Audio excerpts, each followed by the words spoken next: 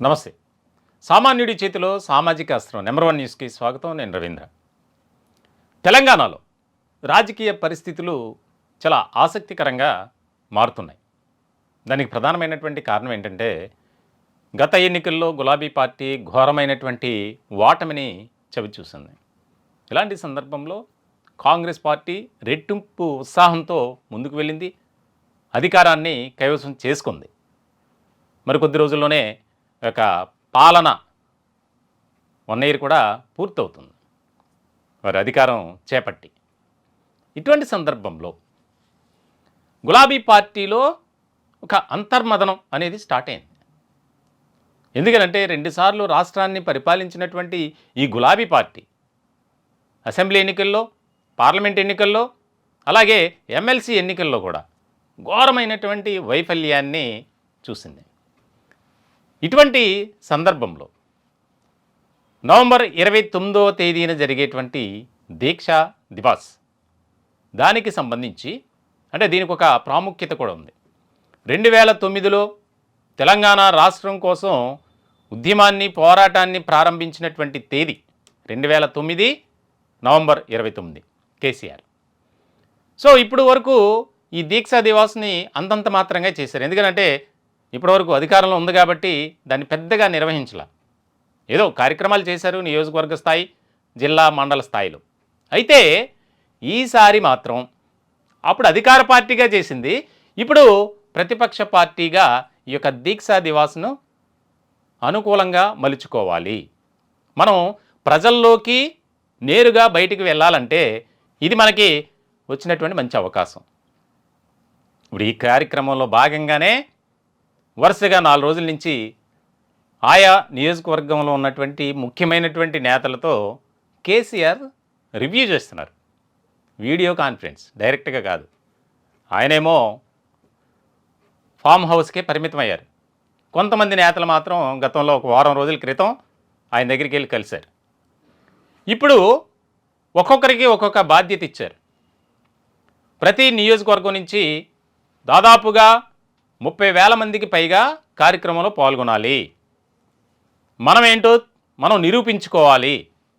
మన పార్టీకి పూర్వపు వైభవాన్ని తీసుకురావడానికి ప్రజల్లోకి వెళ్ళాలి, ప్రజలతో మమేకం కావాలి. ఇది మెయిన్ కాన్సెప్ట్గా పెట్టుకున్నారు. దీనికి సంబంధించి ఆయన ఒక అప్పీల్ కూడా చేశారని తెలుస్తుంది. దయచేసి వివాదాలు, విభేదాలు అన్నీ పక్కన పెట్టి సమిష్టిగా మనం పార్టీ కోసం కష్టపడదాం. పార్టీ ఉనికిని మళ్ళీ మనం తీసుకురావాలి.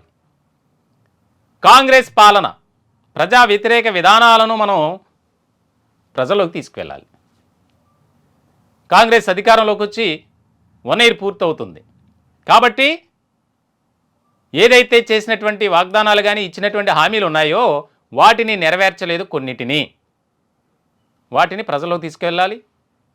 ముఖ్యంగా రేవంత్ సర్కార్పై ప్రజల్లో ఒక వ్యతిరేకత మనం తీసుకురావాలి అనే కాన్సెప్ట్గా కేసీఆర్ పెట్టుకున్నట్లు తెలుస్తుంది. చూస్తున్నాం మనం. ఇటీవల బీఆర్ఎస్ ఎమ్మెల్సీ కవిత కూడా బయటకు వచ్చి మాట్లాడుతున్నారు.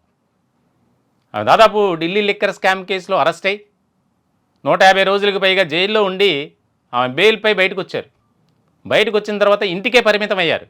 దాదాపుగా 3 నెలల పాటు రెస్ట్ మోడ్లో ఉన్నారు. ఇప్పుడు బయటకు వచ్చారు. సో ఇటువంటి సందర్భంలో చాలా ముఖ్యమైనటువంటి పరిణామంగా ఇది ఒక చర్చ జరుగుతుంది. ఇందులో ఇంకొక కీలకమైనటువంటి పరిణామం ఒకటి చోటు చేసుకుంది. కొంతమంది ఈ రివ్యూ మీటింగ్ కానీ లేదా కేసీఆర్ కాల్కి ఆన్సర్ చేయలేదు అంటే పార్టీలో ఉంటూనే పార్టీ అనుసరిస్తున్నటువంటి విధానాల పట్ల అసంతృప్తితో ఉన్నారు, వ్యతిరేకతతో ఉన్నారు అనేది ఇప్పుడు స్పష్టమవుతుంది. అందుకే కేసీఆర్ ఈ అప్పీల్ చేసినట్లు కూడా మనకు తెలుస్తుంది. పార్టీని మనం బతికించుకోవాలి. పార్టీ కోసం ప్రతి ఒక్కరూ కష్టపడదాం. పార్టీకి పూర్వపు వైభవం తీసుకురావాలంటే మనమంతా ఐక్యతతో సమిష్టిగా టీం వర్క్గా పనిచేసుకుంటూ ముందుకు వెళ్ళాలి. ఈ రకమైనటువంటి ఇండికేషన్ అనేది ఇచ్చారట. చూడాలి మరి ఈ యొక్క దీక్షా దివాస్ అనేది ఎంతవరకు సఫలీకృతమవుతుంది? ఇప్పటి వరకు పార్టీలో నాయకుల మధ్య కేడర్ మధ్య ఉన్నటువంటి ఆ యొక్క గ్యాప్ని ఎంతవరకు ఇది ఫిల్ చేస్తుంది? కేసీఆర్ చేసినటువంటి సూచనలు కానీ ఇచ్చినటువంటి ఆదేశాలను పాటించి మరి ముందుకు వెళ్తారా, లేదా అంతంత మాత్రంగానే ఉంటుందా అనేది ఇక్కడ ముఖ్యమైనటువంటి అంశంగా మారింది. ఒక పక్కనేమో కాంగ్రెస్ 1 year సెలబ్రేషన్స్ చేసుకోవడానికి భారీ ఏర్పాట్లు చేస్తుంది. మరోపక్క గులాబీ పార్టీ అయితే, గులాబీ దళం మనం ప్రజల్లోకి వెళ్ళాలి, త్వరలోనే స్థానిక సంస్థల ఎన్నికలు జరగబోతున్నాయి, దానికి సంబంధించి మనం ఏ విధంగా ముందుకు వెళ్ళాలి, ఎట్లా ప్రజల్లో మమేకం కావాలి, క్యాడర్ని ఉత్సాహపరచాలి. ఒక రకంగా చెప్పాలంటే తెలంగాణలో బీఆర్ఎస్ క్యాడర్ నిరుత్సాహంలో ఉంది. ఎవరు కూడా యాక్టివ్గా లేరు. హేమాహేమీలంతా అంతంత మాత్రంగానే ఉన్నారు. సో ఇలాంటి సందర్భంలో ఇదొక చాలా ముఖ్యమైనటువంటి పరిణామంగా మారబోతుంది. ఎంతో సమయం లేదు ఈ యొక్క దీక్షా దివాస్కి. మరి దీని తర్వాత ఆ దీక్షా దివాస్లో కేసీఆర్ ఒక బహిరంగ ప్రకటన చేయబోతున్నారని, అలాగే కవిత సంక్రాంతి అనంతరం అంటే జనవరిలో రాష్ట్ర వ్యాప్తంగా ప్రతి నియోజకవర్గంలో పర్యటించడానికి సన్నాహాలు జరుగుతున్నాయి.